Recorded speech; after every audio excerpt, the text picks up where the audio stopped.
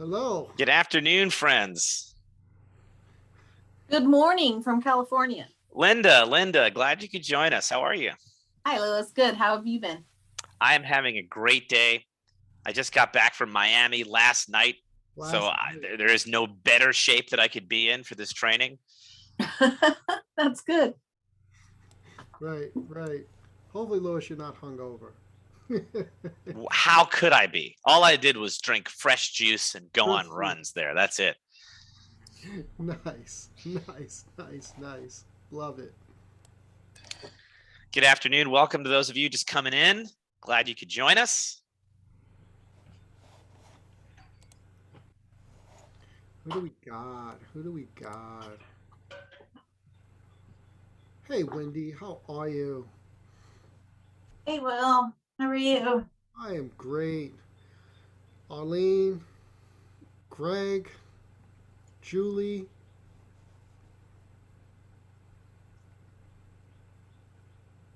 LMO, how are you? Maureen. The shock, I'll tell you the shock, Will, of landing yesterday. I took off from Miami. It was 80 degrees. I could feel the sun on my face.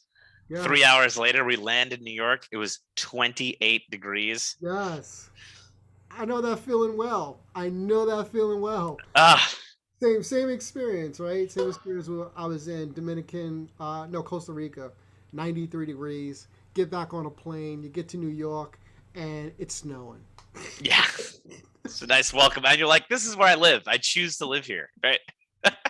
Right. I don't know how much for longer, so we'll see. You could have just moved to Costa Rica. I wouldn't be surprised. Not Costa Rica. I don't think I'll move to Costa Rica, but somewhere warmer in the U.S.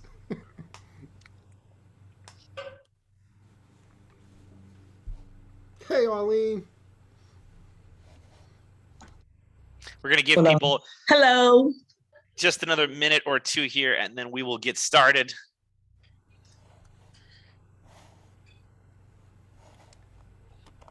Beautiful. Vivian, welcome, Vivian. Good afternoon. So happy to see you here. Hello. How are you? Alive. We'll take it. That's great. That's great on some days. Hi, Alana. Hello. I'm here also with Adam. Just getting Hey, Adam. Hi. Glad to be joining from two different entrepreneurial perspectives. Yes, I'm so glad you're here with us. Hopefully, we'll share a nugget or two of useful information with you today.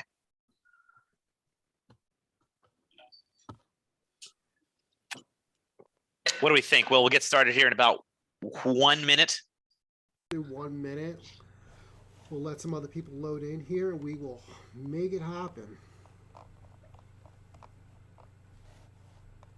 Hey, Nick. Hey, how's it going? Welcome back. Thank you so much. Oh, you got a nice tan too. I did. And I downloaded this fancy blur my surroundings Zoom background trying this out. Nick was just globetrotting. You were in Argentina for like 3 weeks, yeah? Oh, I need to hang out. Adjusting back to reality now. You and me both. I got back from Miami last night. We were just talking about that as you came in. Welcome back. Hope you had a good trip. Reintegrating. Yeah, I'll have to catch up with you soon. I'm so glad to see you. I was just going to email you this afternoon, so good to see you. No, yes, yeah, great to be here. Welcome, everyone. Welcome, everything. We're going to get started here just about now. Want to be respectful of everyone's time, and we got a whole lot of information to pack in, so we got to get going soon. In fact, why don't we kick things off, Will? Yeah, what do you think? Do it. Let's do it. All right. Well, welcome everyone to Making the Leap. This is our third installment of Making the Leap, from employee to entrepreneur. This series that Will Clanton and I designed is to help those of us who perhaps you're at an early stage business, perhaps you have a little side hustle, maybe you've just been flirting with an idea, or maybe you're many years into your business and you're hoping to refresh things and step your game up. Will and I are here to help. And we've been building this series over the last couple of months. Let's introduce ourselves first. Who are we? Who are these guys? Hi, I'm Luis Melendez. I'm a conversation coach, and I am the founder of Have Better Conversations. I love helping people find the words, and I work with a number of corporations. I work with Salesforce, ClassPass, MindBody, Greenhouse, you name it, Yelp, LinkedIn. I work with all these companies to help their salespeople, their account managers. I also work with a lot of individuals to help them communicate more effectively and find the words they need in life. And I'm here today with my illustrious partner, Will Clanton. Will, you want to introduce yourself? Absolutely. Will Clanton here. I help small business owners build businesses, right? That's the primary thing I do. I think under that, there's a lot of things that happen. I have a team of about 8 people, and that's all we focus on. Is to help people actually grow and scale a business. And I totally believe that if you can actually transform your business, you can transform your life, right? This is about, I want the life that I can actually live, enjoy, and have freedom. And I don't want to be trapped with the business, right? The business is just a vehicle. So how do we actually create that vehicle to give us the things that we want in life and enjoy it? We can never get time back, right? So let's build a business on our terms. Yes, we can never get time back, but we can make more money. We can get new clients. We can pursue the dreams and opportunities that we want to pursue. And so Will and I complement each other really well here. Will is an expert when it comes to how to structure your business, how to be thinking about your money, how to be thinking about all of the technical aspects that underpin a successful entrepreneurial pursuit. And I'm here for all the soft stuff, for all the skills. How do we actually make sure that we're asking people confidently for their money? How do we make sure that we're advocating for ourselves? And so if you've been getting these emails and you've been a part of this over the last couple of months, you can see that we've been building on this theme. So in January, to kick the year off, we talked about your elevator pitch, and that's actually recorded. If you want to get that recording, please let us know. Our colleague, shout out to Amanda Stab here, Folkwise PR in the building. She's going to be manning the chat. So she can drop that recording link in there if you're curious about January. In January, we got into the elevator pitch. How do you talk about yourself? How do you describe your business? When you're at a dinner party, when you're out about, how do you actually introduce the fact that you sell something, right? And that you would like to potentially have someone be a prospective customer. In February, we built on that, and Will talked about all of the nitty gritty. What's the difference between an S Corp and a C Corp? How do you pay your taxes? Will, anything else in February you want to highlight? Yeah, just your tax smart strategy, right? We're going to go out, build businesses and make a lot of money. How do we make sure that we don't give it over to the government, right? And what are those easy steps to make sure that we can do tax planning, on our term? We don't need to be Einstein, right? Einstein said the hardest thing to understand is the tax code, right? You guys don't need to understand that, but if you understand those core concepts, you can get that. Unfortunately, when I did this last time, I screwed up. I didn't record this segment, so we don't have that segment that's actually there. But Amanda, we're going to do a re-record soon and release that so that our community can have that as well. Today, we're building, this is the third part of the series. So we've talked about how to talk about yourself. We've talked about how to structure your business. Today is all about the moolah, the money mindset. What does that mean? Today, we're going to be talking about 2 aspects of the money mindset. So Will is going to cover some more of the technical stuff. How do you define what money even is to your business, right? What is an asset? What is something? How do we define all these things? We're going to get into some of that. And then I'm going to be talking about, okay, now that we've defined assets and we've identified some assets in our business, how do we actually move things through a sales process? What is a sales funnel? How do we talk about our pricing? All of these things are going to come up today. Please, if you have questions, drop them in the chat. We're all about interactivity today. We're going to be using our second screen, so we're going to introduce that in just a moment. And just really excited to get into it with you all today. The money mindset. I'm pumped. So let's talk quickly about what we're going to cover today. All right.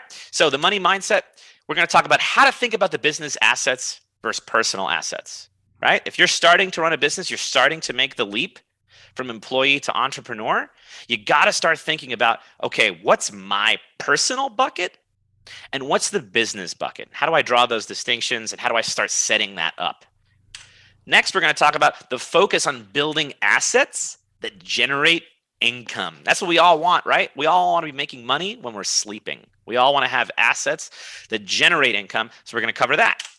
And then finally, we're going to talk about developing and refining a sales process. So how do we actually have a process for our business and not the, just crazy post-its and sort of insanity that some of us can encounter when making the leap?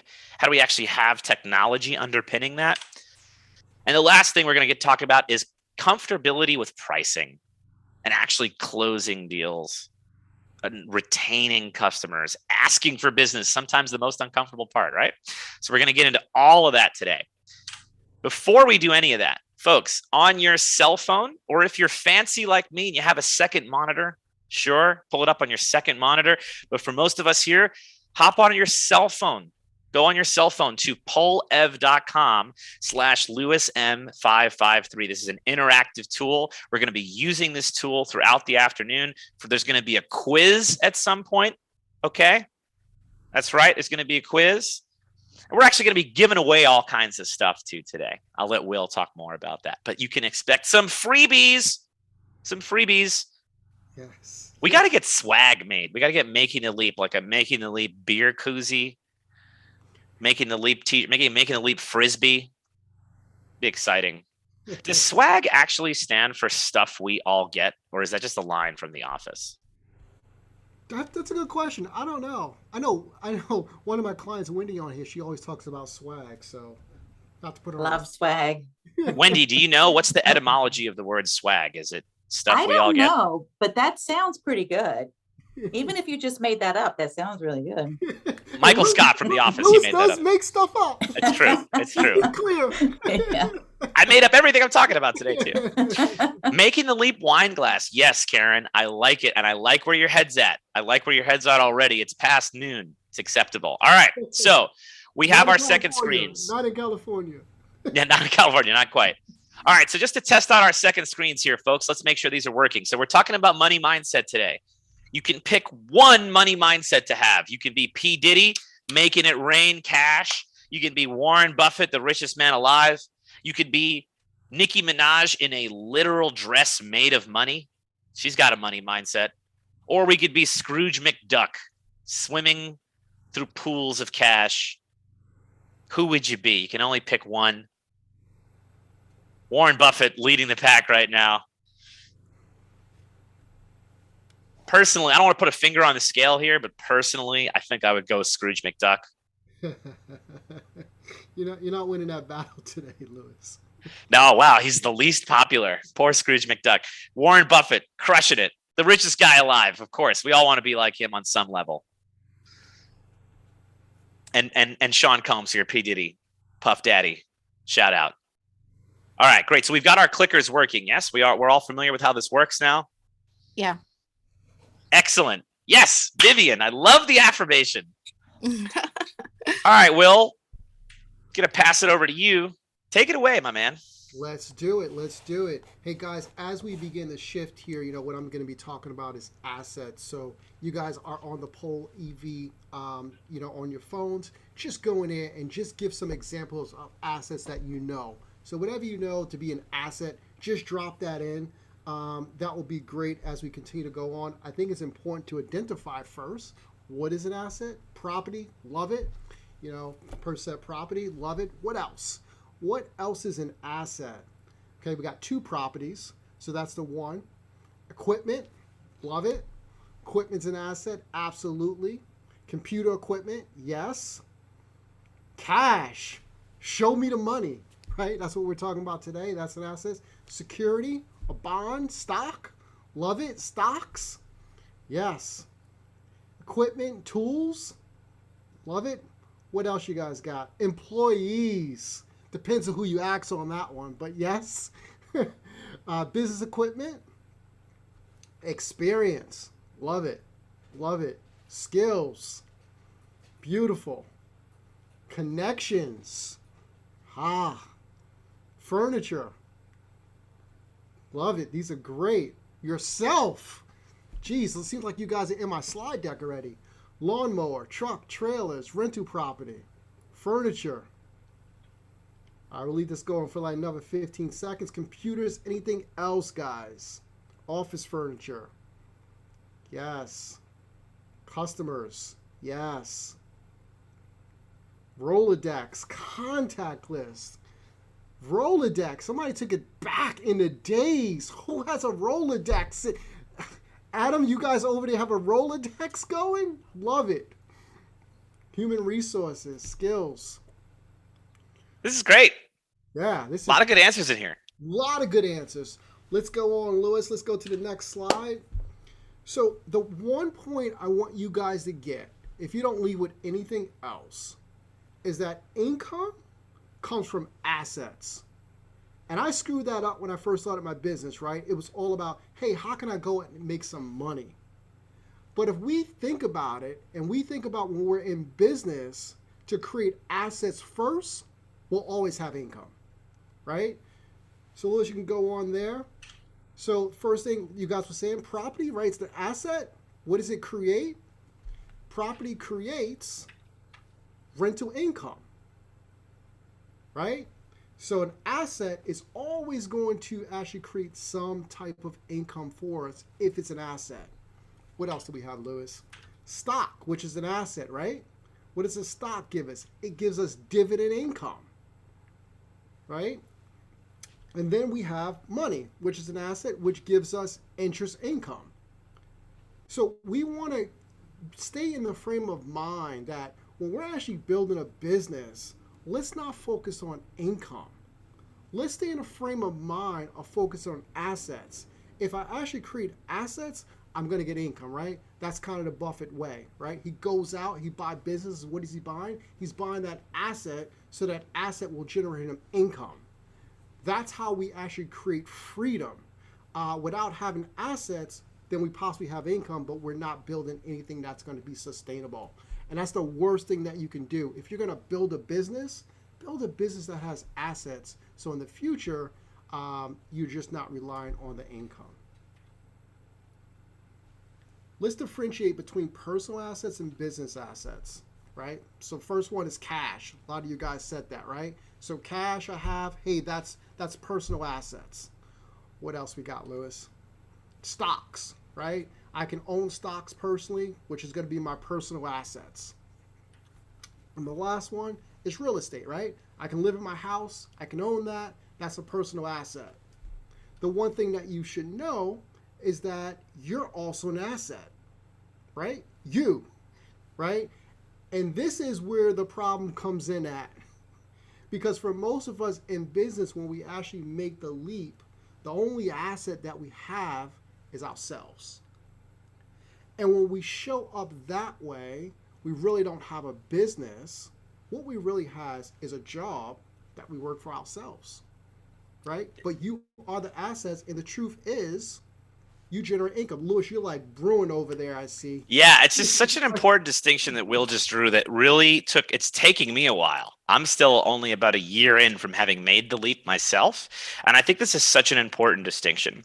If you have your own business and you're generating some cash, but you are the one and only person that helps generate that cash, right? You don't have a team. You don't have products that can help make you residual income. You don't really have a ton of assets yet.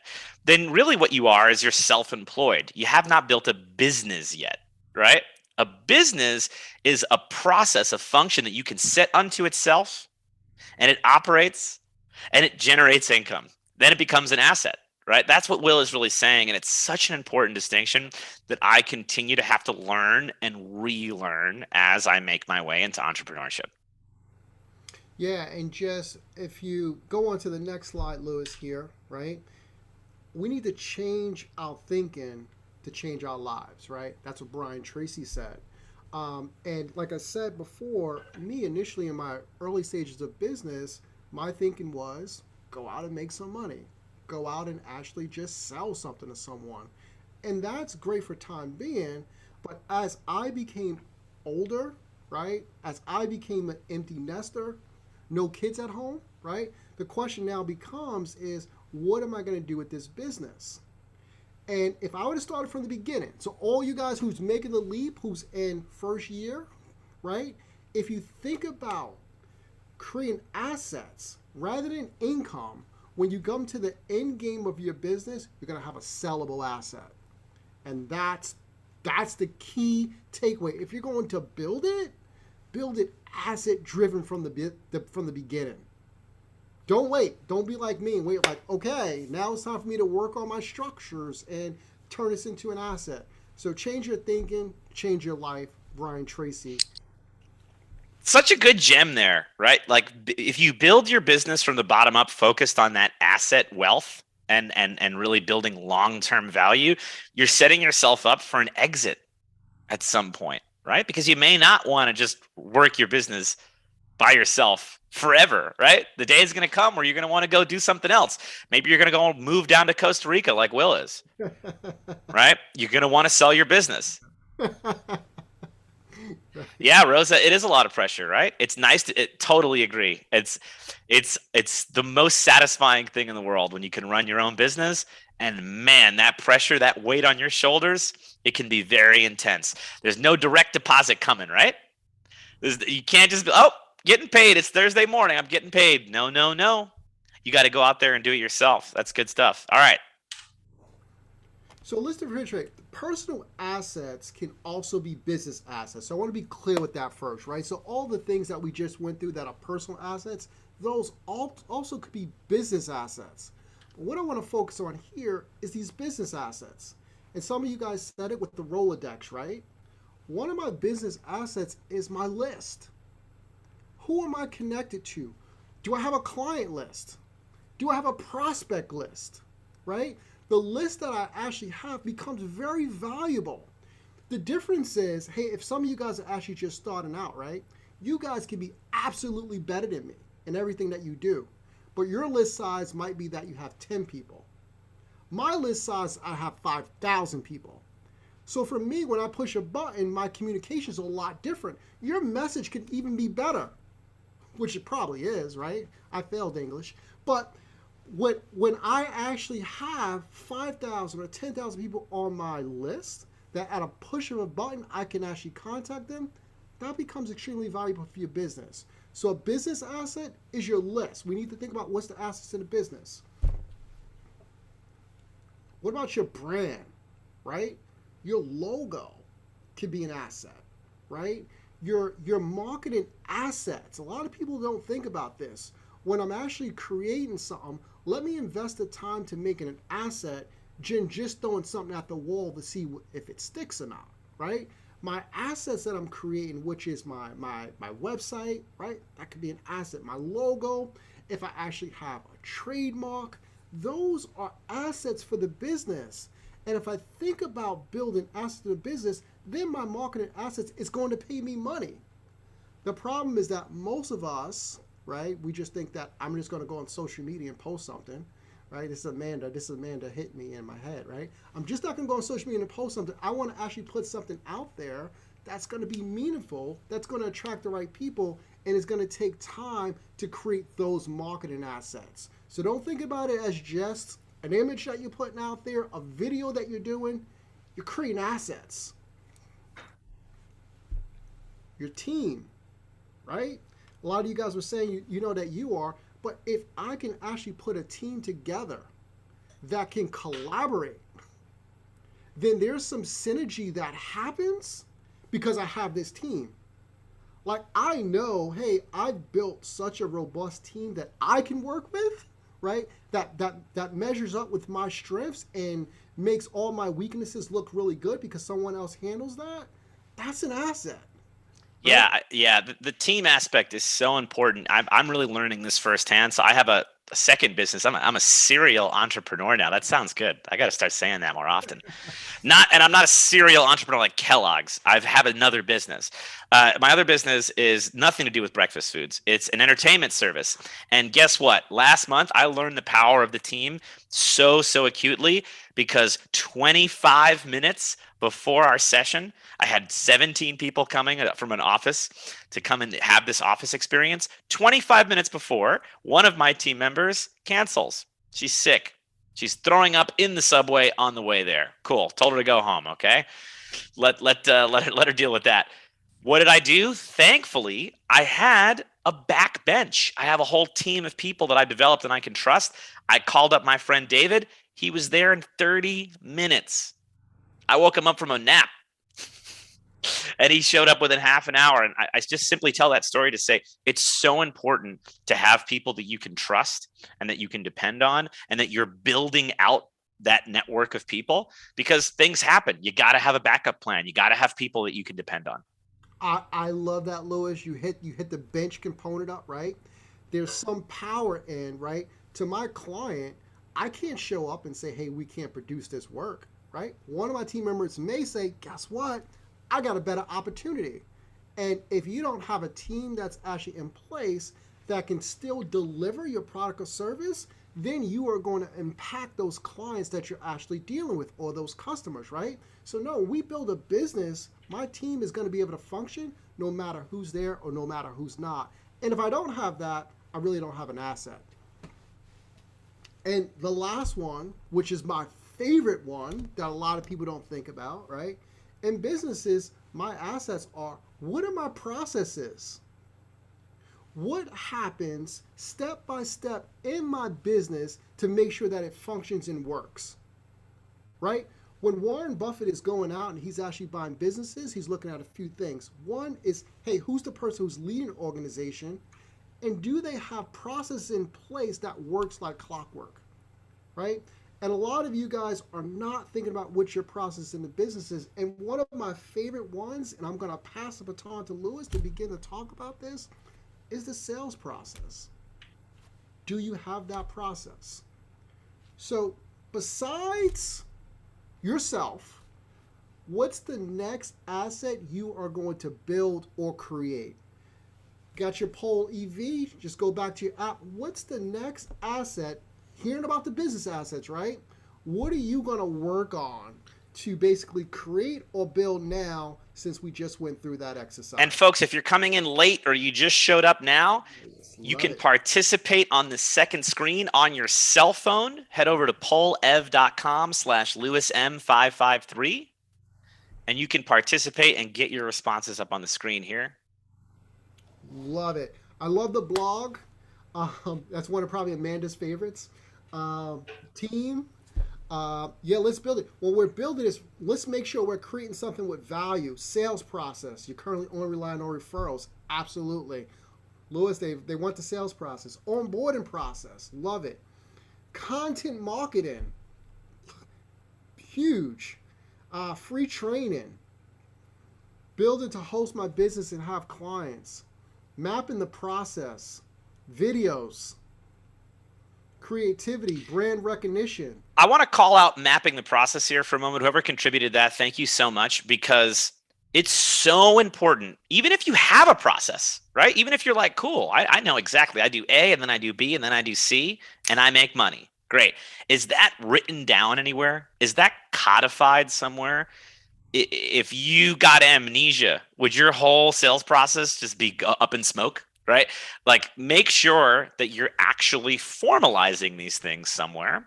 And it's actually very clarifying as well to take some time to write it out, and you can see gaps in your process that you might not have otherwise noticed. That is so good. I use the term that, hey, if I go and get hit by a bus, my team should be able to go on. If they can't, I don't have a process. Right. This is dependent on me. Yeah, exactly.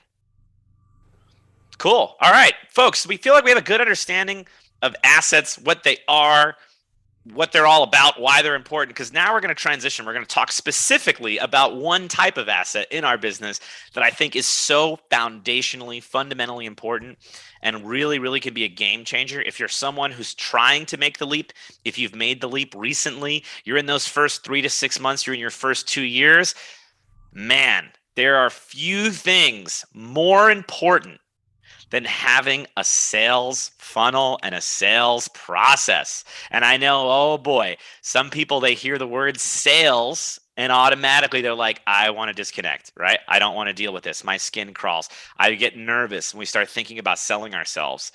It's that much more important that we look into that further. So on our second screens, here we go. Do you have a sales process or a funnel established for your business? I don't care what stage you're at. Do you have one? Yes, you love funnels. No, I'm just winging it. I have part of a process, but it needs to be improved. Which feels accurate for you? Okay. 50% of us, about 50% of us are just winging it. Okay, great. I'm glad to see that number go down a little bit. Okay, so we have bits and pieces of a process, right? We've got scattered Google Docs. We got a spreadsheet over there. We got a little exercise we started over there. We got to bring this stuff together and have an automated funnel. What is it, a funnel? What am I saying? I keep using the word funnel. I'm not talking about a beer bong. I'm not talking about cake batter funnels, okay? I'm talking about a sales funnel. What does that look like? Well, here is a really, really nice basic introduction to what a funnel is. At the top of the funnel, we have awareness, right? People got to know you exist in order for them to ultimately spend money with you, right? If a tree falls in the forest and makes no noise and no one's around to hear it, did it even fall, right? If your business exists, you got your cute little website, you have your little logo, you've invested your money, and there's no traffic to your website, well, does your business even exist, right? If you've set up your profile on all these different Instagram and TikTok and this, that, and the other, and you have very few followers and very little penetration with the algorithm, does your business really exist? Not really. The top of the funnel, the widest part, the most important part is awareness. People have to know about you. So there's a lot of different ways that the top of the funnel can come into the play, right? You could build awareness by going to business conferences. You could build awareness by being a TikTok star. You could build awareness on Pinterest. Truly, you can, right? You could just use Etsy. You could use a third-party platform. But what's so important here is that you have to start thinking about this question. How are people becoming aware of my business? And then secondarily, how do they consider my product or service, right? So the top of the funnel is just getting discovered in the first place, just getting eyeballs on you, getting into people's minds. The second piece is actually giving them something to chew on, right? So now someone's discovered me. Let's talk about my business and my funnel. People can discover me through social media. They can discover me a lot of the time through LinkedIn. And I also do some SEO on Google. So people type in something like communication coach, effective communication, and then they'll be aware of me. Once they're aware of me, what do I give them to consider? Do I give them a free booklet? Do I give them a quick video of me? Do I give them testimonials of people talking about my business, right? All these different things are so important. So awareness, then consideration, and then finally the part that we all want, right? The part that's the most exciting, the money, the decision, people deciding to spend money with you. Now, a sales funnel is important not only because it drives awareness, consideration, and decisions, and it helps us make money, but it also just clarifies where people are relative to our product. What do I mean by that? So let's talk more about funnels. I love talking about funnels. Every customer of yours should move through a funnel. Don't take shortcuts here. Oh, well, that's my friend. That's my cousin. Oh, we know each other. I'm just going to skip ahead and I'll just send them the thing. No. It's a process for a reason. Every customer of yours should move through your established funnel. If you need help creating a funnel, guess what? We're going to give you some tools at the end of this. If you stick around to the end, you're going to get a free tool to help you set up your first sales funnel. If you want to talk with me or talk with Will about it further, we are so game to help you. Just message us. We'll give you our information later. Don't worry about it. But the point here is your customers should move through the funnel. It should not just be this hodgepodge system of like, great, somebody found me and we hit it off. Let's do business. No. Move them through a process. And that brings me to the second point on funnels. Automation and technology are key. Automation is key. It's 2022. If your funnel is a bunch of crumpled up napkins, if it's literally a Rolodex, I'm sorry, no shade on the Rolodex, but if you're using the physical, the old school one that you roll, it's time to upgrade, okay? It's 2022. We have a helicopter on Mars now. We can get you to automate your funnel, okay? Technology will help move people through your funnel in such a way that you don't have to think about it. And you don't have to spend time monitoring stages. You can have everything set up such that somebody becomes aware of you. That's a stage in the funnel. Someone's considering you. That's a stage in the funnel. You can use a tool like Keep, for example, KEAP. It's a CRM tool that I use, that Will uses, where you can actually have people automatically move through your funnel, such that when someone discovers me, they're marked as a lead. When someone's considering me, now they're in consideration, right? And then if they become my customer, now they're automatically tagged as a client. They move into a different stage, separate section of my website. Cool. The funnel makes you money, of course, because it drives people towards a spending decision, but it also builds your audience, right? When we have a funnel that's tagging people and sorting them, and we're moving people through it, well, now I know, okay, these are all the people who are considering me that haven't quite yet spent money. Let me send them a testimonial. Let me send them a quick video. Let me send them a new interview that I had that Amanda helped me land, right? There's different ways that I can build that audience and then reach specific segments of my audience, right? Depending on the service that you offer, you might not want to hit everybody with the same email. So you have ways to target segments of your funnel. And if you're using technology, oh man, this is so easy. This is a click of a button, 2 clicks of a button, and not, oh my God, where did I store that person? And let me go find the pile of business cards on my desk and slowly go through these. If you're going through piles of business cards, folks, come talk to me, please. We gotta upgrade. It's time to get away from that. The final thing here that I really want to stress with the importance of a funnel, a clear no is so much better than anything else. The point of the funnel, like a funnel, right? Think of a literal funnel, right? It's taking lots of stuff and putting it into a more narrow place, right? What we're doing when we move people through our funnels effectively is we're able to render a decision. It's so much better to say, hey, I'm just not ready for your service at this time, or I'm just going to wait, or I'm waiting for XYZ. Great. Now we know where to put that person, move them back into the consideration stage, and let them consider us, and we can serve them more information later. It's so much better to get a clear answer, right? If you're providing any kind of service here and you've made the leap recently, oh my gosh, how frustrating. Can I get an exclamation point in the chat, folks? If you're somebody who has your business, you've made the leap, how frustrating is it when you're not sure if someone wants to move forward with your service? And then you're just in limbo. Can I get an exclamation point in the chat? Can you drop it? If you've experienced this before, you're like, I don't know if this person's going to transact with me. I don't know if they're actually going to move forward. And then you're in that weird in-between space, right? You don't want to hound them, but you also do want to move forward. Exactly. Thank you, guys. It sounds like this is an experience we've all had. If you've made the leap or you're at any stage, you know what I'm talking about. An effective sales funnel that leverages technology, you're going to be able to render these answers more quickly and not get so frustrated and get stuck in the swamp of maybe. Maybe is a swamp. No disrespect to swamps. Lewis, that is such an excellent point. I think a lot of people, when they miss it on the sales funnel, right? In my sales funnel, I am leading people through that. When you have a sales funnel, you are showing up and you're saying, this is how you're going to work with me, and this is the process you're going to go down. So at the very beginning of my sales funnel, I say, hey, we're going to get on a call. We're going to figure out why we showed up. I'm going to send you some information. We're going to have another call. You're going to decide if we're going to move forward or not. And if you're not, great, I go on, move on. If we are, we'll do business. But having that sales funnel gives you great feedback, right? And the reason why it's a sales funnel, I'm doing it the same. I'm not changing my sales funnel for my brother. I'm not changing my sales funnel for my grandmother, right? It's the same. You want to do business? This is the way it works.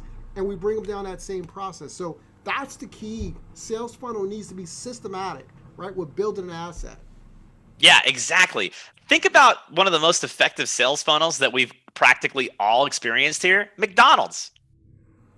They move you through the same funnel every time, right? You're not going to get like a weird custom offer, right? It's going to be the same. It's the same experience. You know exactly how it's going to work. You know where to order your food. You know where to pick it up. They move their customers through a really simple funnel. They don't flood the zone with custom offers and all kinds of different things. They keep it really tight and they move you through the funnel so you can get your cheeseburger and you keep it moving.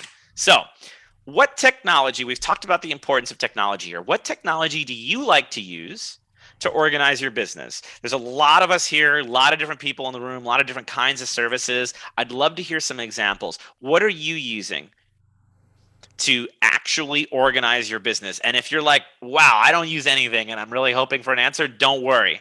At the end of this, at the top of the hour, we're going to give you an SMB guide from Keep to help you capture leads. MailChimp, nice. I love MailChimp. I use MailChimp for large marketing, for email marketing. MailChimp is a super effective tool. And actually, MailChimp is free up until a pretty high level. So I really co-sign MailChimp. You don't even have to spend any money to get started on MailChimp. It's a great tool. Google Drive. Yeah. Listen, folks, if you're running a business, I don't care what size your business is. Could be one person, could be 50 people. If you're running a business and you're still trying to save things in like little folders on your laptop, and then you're like, oh, well, I have this thing say to my tablet, and I have this thing say to my email. Stop. Save yourself a bunch of heartache. Save yourself a bunch of heartburn. Make a Google Suite account. It's not that much money for a business. It's a very effective. There's lots of tools inside of the Google Drive. So I do really recommend Google Suite. You can get PowerPoint. You can get Google Sheets. You can do Docs. You can save things in the cloud. You can do a lot of cross collaboration. I really think the Google Suite is a great look. QuickBooks Files. Yeah, QuickBooks Files. Will is a QuickBooks expert. If you need any QuickBooks, any kind of QuickBooks questions or anything, this is the guy. Will does like a monthly webinar on QuickBooks. Isn't that right? Yes, sir. That's the guy to talk to about QuickBooks. Yeah, Carla in the chat, thank you. Slack is an excellent tool. If you're not familiar with Slack, it's basically a modern version of email with some chat functions involved. I love Slack. It can get a little more pricey on the SMB side depending on how you're using it, but Slack is an excellent tool. Yeah, Constant Contact is a nice alternative to MailChimp. Adobe Sign, yes. And I want to recommend my personal favorite for signing. If you're offering a service, if you're a coach, a consultant, you offer services and you need contracts signed, PandaDoc. PandaDoc is a free one. I get all my contracts signed on PandaDoc. Highly recommend them. DocuSign is a great alternative as well. I don't know if DocuSign offers a free level anymore. Yeah, I don't think it's free. I don't think it's free. Yeah, PandaDoc is totally free, very modern. I don't work for PandaDoc. I'm not getting a kickback. I just like them. I recommend them. Dropbox is a great tool as well. Yes, Carla, love it. You're on the Dropbox and the Slack. Excellent tools in Carla's business. Okay, so I love this quote. Now we're going to talk about pricing, okay? So we've talked about building the sales funnel. We've talked about how important it is to move through people through the sales funnel. Now let's actually talk about some of the language. As you've mentioned before, I'm a communications coach, right? So I wanted to give you some tools around the actual words we want to use. How do we talk to people about our funnel? How do we move them through our funnel? What sort of language do we use? And this quote from Warren Buffett, who I believe won our straw poll earlier for our money mindset: price is what you pay. Value is what you get. I'm going to get that tattooed. Where should I get it? Maybe like the small of my back? That'd be pretty classy. I'm going to get this tattooed. Price is what you pay. Value is what you get. It's so important, this quote. What does it mean? Our pricing is just a number. If you're offering a service, you're selling goods, your price that you decide, it's just a number. It's not reflective of the underlying value. The value is what you and your customers decide based on the impact that you're delivering. The price is simply what they pay to get access to the value. Cannot stress that enough. So let's talk about. Louis, you just gave so much here. Let me just drop a comment on that, right? Because you will always have clients if your price is lower than the use value. So the value the client gets, if your price is lower than that, you can always sell something. You can't sell something when you're giving something, the price is higher than the value that the client's getting. If you put that, you always have clients. Yeah, and I know a lot of people who are making the leap, who are new to entrepreneurship, they get really nervous around pricing, right? Talking about pricing, introducing it, how to structure it. That's a big question. How much should I charge, right? First, don't start with what feels right. Don't start there. Start with, what is the value that I'm delivering? If I give my best service, I provide my top-notch service, what's the value of it to my client and my customer? Move backwards from that against your pricing. Think about your costs, of course. Think about how much money you would like to be making. But first and foremost, think about the value you're delivering. It's a much better place to start from, instead of a lot of people start from what feels like a good price. And again, price is what you pay, value is what you get. So don't start from like, oh, this feels like a good number. So let's talk about pricing and how to deliver pricing. You've made the leap now, you're selling stuff, people are meeting with you, and you get to that really intense moment, right? That uncomfortable moment. You can feel the tension. Oh man, I got to talk about my price now. So first and foremost, my first tip, keep it simple. Do not have a 75-step pricing plan. Do not have, well, this pricing is for Wednesdays, and this pricing is for Sagittariuses, and this pricing is for my cut. It's no. Keep your pricing very simple and easy to understand. That will allow you to speak less. You don't have to explain as much. Your pricing should sort of stand on its own, and it should be really easy for the person to remember and wrap their mind around what they want to spend with you. So for example, my coaching practice, my pricing is very straightforward. If you pay more, you get more hours up front, right? So it's $100 an hour or $150 an hour. You get fewer hours. It's very, very simple, right? So you want to keep your pricing simple. That's the first step here. When we're talking about pricing, man, I can't believe how obvious this advice is, and yet how often we've probably all experienced this. Maybe you've done it yourself. When it's time to get to the price, just say it. Just say the price. Don't do the whole, well, and I know money is tough right now. And I know the economy is crazy right now with inflation. Oh, and the war. And no. Just say the price and then shut your mouth. Okay? Say the price and then zip yo lips. I cannot stress this enough. When you share the pricing of your product or service, just tell the person how much it costs and then mute yourself. Good tip. People really, really fall down on this one. I can't tell you the number of times I've been offered a service, a product, or something, and somebody goes, I know, but and this pricing, don't worry, we can change it. We can just let the person think for a moment and let them digest what you're delivering them. Yes, thank you, Julie. An excellent tip here from Julie in the chat. Keep the same price for everyone. Don't start doing custom pricing and, oh, I feel bad for this person. And, something that we really fall into a lot, you'll hear me say this, and I've posted about this on social media, we often do other people's math, right?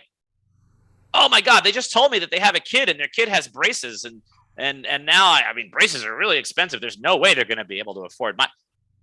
Don't do their math for them. You don't know what that person's finances are like. You don't know what's going on in their life. And it does not serve you to even try to entertain it or get out in front of it. Let the other person do their own math. Okay? Keep your pricing simple and keep it the same for everyone. And that goes for the funnel as well. We're moving people through the funnel. We're moving everybody through the same funnel to the same pricing. You want to offer a little discount after the fact because, whatever, that's your friend. Okay, fine. But move them through the same pricing, tell them the same pricing, okay? And then finally, our final tip around pricing, you got to ask for business, people. You can't just deliver pricing and then just sit there like a bump on a log. You actually have to ask people for their money, okay? So important.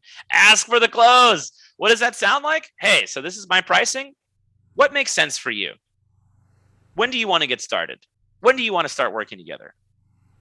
That's it. It's that simple. It's so easy to remember. And yet, think back to all the different times maybe you've personally not done this, or you've experienced that feeling, or you're talking to someone and they're selling your product or service and the conversation is all over the place. They start jumping in and giving objections on their own behalf. No. We want to keep it simple. Just say it. And ask for their business. It's so important. All right. So now we're going to see if you've been paying attention, folks. It's quiz time. All right. It's quiz time on our second screens. So get ready. Get your cell phone ready. Pollev.com/LewisM553. We're already there. Hopefully it's time to take a quiz. Okay. True or false? Personal assets can be business assets. You get 10 seconds. 10 seconds on the clock here. True or false? personal assets can be business assets? What do we think? Nice. 93% of us got it right. It's true. A personal asset can be a business asset. It's not always a business asset, but it can be a business asset. Will, what's an example of a personal asset that can be a business asset? Cash, right? The easiest one. I got cash in my personal account. This is cash in my business account, right? Very chance. Property. I got property that I own, property that I rent. I can have that in a business as well. So personal assets really can always be business assets. Yeah, right. If you're driving a car that you use for your business and it's also your personal car, that's a personal asset that can be a business asset. Great. 93% of us, we got it right. 7%, see me after. Okay. Leaderboard, let's see who's winning. Who's doing well? What's our leaderboard like? Amanda, yes. Oh, wow. Everyone's a lot of people tied for first. Nice. Okay. A lot of us are doing well here. Let's go. Let's keep moving. Which of the following is a personal asset? Okay. Which of the following is a personal asset? 10 seconds on the clock here. Which of the following is a personal asset? Your logo, your client list, sales process, or cash? I just gave that answer away. No. Yeah. We teed you up for that one. That one was No, nice and easy. That was nice and easy. All right, great. So we have a good firm understanding of this. All right, let's check in on our leaderboard. How are we doing? The standings have moved up a little. Oh, Saskia, she's in second place now. Watch out, Amanda. All right, and we got three people tied for first. Excellent. You're gonna win something, a secret prize, a whole lot of money. All right, choose the most effective seller. Here we go. And this one actually, you might be tied. I realized, I don't know if I edited the timer on this one. So we'll see here. We've got Sunju. She waits to talk about pricing. It's the only way to know they're serious. We've got Loretta, who obscures her pricing until the last possible moment. We've got Jeremy. He says, hey, if you're willing to spend $2,500, I'll talk to you. Right? Before he even talks about anything, he brings up the price. And then we've got Bernice. Bernice listens intently. And when she finally makes a recommendation, she plainly states the price and explains how the solution meets the customer's needs. So the timer there, that was tough. If you are in jeopardy, you might have a rough time there. But let's forget about that for a moment. Just look at the learning lesson here. What do we think? Yeah, this one got locked quickly. So this is going to be a freebie for you guys. All right. I may have formatted that incorrectly. But which answer was right? It was Bernice. No one got it right because I set you up to fail. That's on me. We could blame me this one. But thank you, Vivian, in the chat. Yes, Bernice is the right one here. I want to quickly cover why Bernice is the right answer here, right? So if we walk through these, Sunju, the first one, she waits for the customer to ask about pricing, right? That's not going to serve us. Some people are ready to buy, but they just don't know the price. So we don't want to just wait for pricing. We want to bring it up confidently, right? Loretta, she tries to hide it. She tries to play a game of keep away with the pricing because she's nervous about her pricing. That's not great either, right? Remember that quote we just talked about? Pricing is what you pay. Value is what you get. So Loretta, she needs to go back to her value. She should not be trying to hide her pricing. Jeremy, well, he's coming in a little too hot. We should not be talking about pricing before we talk about value, right? Bernice gets it right because she listens and then she just makes a simple recommendation. And you know what she does? She zips her lips after. She doesn't just keep talking. She just states her pricing confidently. She explains why it's the right fit. And she moves on. Thanks, Tracy. Thanks for coming in. We'll get you the recording as well. All right. So let's take a look at our leaderboard. Well, that one would have been funny anyway because I screwed up that question. But here we go. The last question here in the quiz. What's at the top of your funnel? A super hilarious Instagram meme. A sign up to join your email list. A free monthly webinar. My personal TikTok. What's at the top of your funnel? Remember, the top of the funnel is awareness, right? Yeah, great. Yes. A sign up to join your email list is a great one. A free monthly webinar is another great discovery tool. And I put this one in and I was being a little silly. The personal TikTok, right? Oh, come on, that can't be the right answer. Here's the thing. If you're using TikTok effectively, if you're reaching new people and then you have a funnel set up, Meaning in your TikTok profile, there's a link tree. For example, if you're not familiar with what Linktree is, come talk to me after. I can introduce you. Great tool, Linktree, to have all your different places in one place. If you have a funnel set up, TikTok is a phenomenal top of the funnel if you're using it effectively. But I threw that one in there as a sneaky little trick answer. Because if you're just on TikTok and you're posting every now and then, that's not really an effective top of the funnel. Right? You want to have something that's creating a list, like an email list, like a free monthly webinar that people sign up for. Now you're creating an audience. Cool. So let's take a look at our leaderboard. How did we do? Saskia in first place. Welcome. Congratulations, Saskia. You won. Do you want to give us a victory speech? Do you have any words to share? Wow. Just to say thank you. I was kind of, oh, sorry. I thought it was me. I'm sorry. All right, Saskia, that's okay. That's all right. I appreciated that. You won. Congratulations. We're sending you a top secret prize in the mail. Okay, so folks, we have questions here. We've covered our content, and we're going to come back to this slide in a moment. You can submit questions right now on your second screen device. We do want to be respectful of time. We have about 5 minutes to the top of the hour. We can hang out. Will and I are willing to hang out for an extra couple of minutes and answer any burning questions you have. You can submit a question here, and then you can upvote that question if you want to hear it heard. You can also submit a question in the chat, or hey, listen, it's okay. We're all here. You can unmute yourself. If you just want to unmute yourself and ask your question, that's fine too. But wanted to make sure, yes. So here, we're going to get back to these questions here in just a moment. You can still submit your questions. Wanted to make sure you saw our info here because that's part of our funnel, right? It's part of our funnel. So now here we got to take our own medicine. So if you have questions about Will, you want to see more about Will's business, you can go over to precisemgmt.net. Okay, you can find him on any of those social platforms with that business name, or you can go to havebetterconversations.com. Come talk to your boy. You can get a free 30 minutes with me. I am so happy to talk to you. I'm so happy to answer your questions. I'm so happy to help you find the words you need to make the leap, to go sell the thing you want to sell, to set up your funnel, to advocate for yourself. It's so exciting. If you're here today, you've already taken an important step. Don't stop. Don't just go take a nap after this. Go set up a funnel. Come chat with me. But if you have questions you'd like to submit, now's your chance. Or you can unmute yourself and you can ask a question. Yep. Right after this, we'll actually send out an email with the recording, and we're going to send you guys, capturing leads, how to capture leads and convert leads into a lead magnet. So all you guys who stay to the end, you'll get that.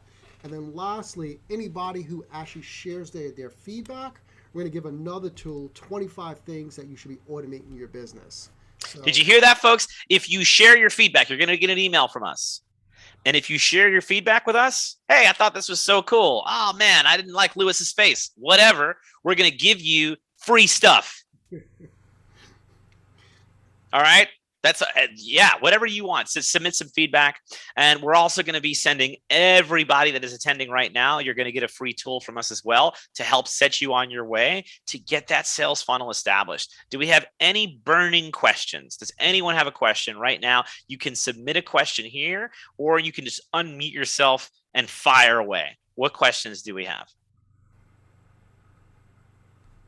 Do you guys have any like lists for like new entrepreneurs who are looking for maybe lists with maybe free items or free apps that can help them as opposed to the pricier apps, like, for scheduling posts or just scheduling their content, or like there's free versions of what the more advanced business owners are using? Yeah. So, and thank you, Carla, for that question, because I do recommend, there's so many like freemium models where you can start with something free and see how it works for you and then upgrade to the premium level, right? So there's a lot of tools out there where you can use free trials. You can jump on stuff for free. If you're looking for a free CRM, a free tool to manage your customers, I recommend ClickUp. ClickUp is a great free CRM tool. We mentioned earlier some email marketing. A free email marketing tool up to a certain point is MailChimp. You can get started. You can do something like 500 contacts, maybe even more, for free on MailChimp. There is a free version of the Google Drive suite. So we were mentioning earlier, Google Sheets, that's spreadsheets, Google Docs for just writing things. You can start for free on there, and you don't have to upgrade until you reach a certain level of traffic. If you have more questions, you want to chat with me for free, another free tool, you want a free one, havebetterconversations.com. You can book a free session with me, and we can talk about your communication strategy. And I believe you can book a free session with Will at precisemanagement.com. Is that right? Yeah, as long as they show up. Yes. Don't book an appointment with me if you're not going to show up. But I'm happy to have a free conversation with you guys to help you build out your business. But a lot of people, right, they're intimidated. They're like, hey, this guy Will, I'm going to actually book an appointment with him. And then they get scared like, oh my goodness, I'm not going to come. So if you book an appointment, it's fine, but just show up and we'll do it. Yeah, thank you. Amanda just plopped it right in the chat. You want to book some time with me right now? Totally free 99. Click on that link. I'm happy to chat with you. Julie Brickle's got a great question here in the chats. What are the best practices to use when working a full-time job and doing bookkeeping on the side? Trying to keep everyone in line, but it doesn't always work when I get calls during the day while I'm at work. Oh man. Yeah, this is tough when we're trying to make the leap and we haven't all the way made the leap, right? Will, what do you think? I mean, you're a professional bookkeeper and accountant. What do you think? That is such a great question. I think it's about establishing in the very beginning how you're going to work with your clients, right? When I first started out, guess what? Everybody had my cell number. They were calling me. And now it's like, no, there's a link in my email to my calendar. If you need me, book an appointment. So, Julie, I think what you need to do is create those boundaries, right? Because they're just calling you because you gave them access to call you. So guess what they'll do? They'll call you. But if he says, no, you know what? If you need me, I'm busy throughout the day. There's a link, Calendly, free, right, Lewis? Calendly, yes. Yeah. Get Calendly. Send your client, says, hey, if you need to book a meet with me, here's my calendar. You set those hours up when you're not at work.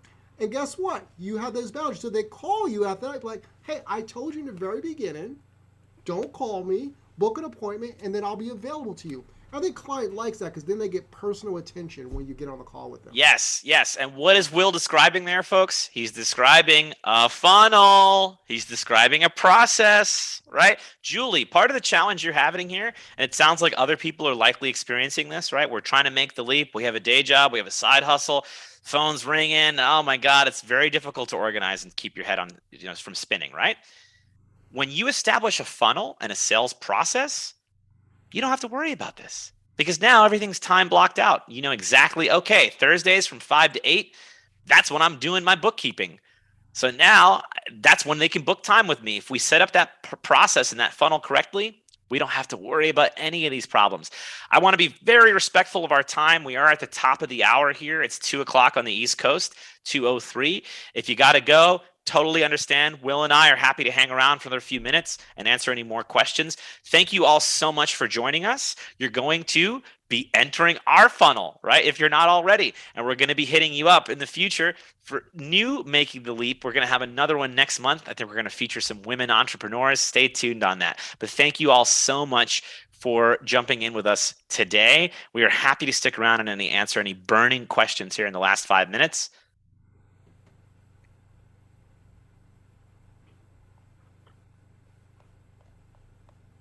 Thank you, guys. Thank you. Love the positive feedback. And you're going to get an invitation to share more feedback for some more free stuff. So know that that's coming. All right.